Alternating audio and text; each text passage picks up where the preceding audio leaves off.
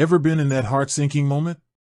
You reach for your wallet, and your Venmo card isn't there.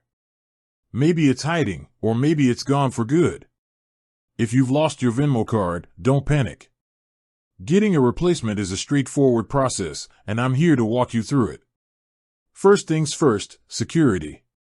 As soon as you realize your card is missing, you need to freeze it. This prevents any unauthorized transactions. To do this, open your Venmo app. Tap the Cards tab at the bottom right, then select your Venmo debit card. You'll see a freeze option right at the top. Toggle that on. You've now put a lock on your card, so no one can use it. This is a crucial first step for your peace of mind and financial security. Now that your funds are safe, let's get you a new card. While you're on the same cards page in the app, look for the Replace or Report Lost or Stolen Card option. It's usually a button or a link just below the freeze toggle. Tap that, and Venmo will guide you through a few simple questions to confirm you're the account holder. Once confirmed, they'll ask you to verify your shipping address. Make sure the address is correct so your new card arrives safely.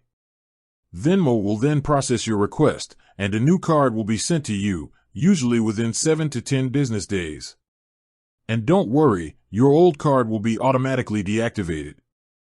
Once your new card arrives, you'll need to activate it through the app before you can start using it again. The process is similar to how you activated your first card. So, to recap, 1. Freeze your card immediately through the app to protect your funds. 2. Report it as lost or stolen and order a new one. And 3. Keep an eye out for your new card in the mail. It's that simple.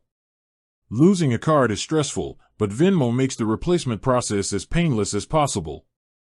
With that said, thanks for watching, and until next time.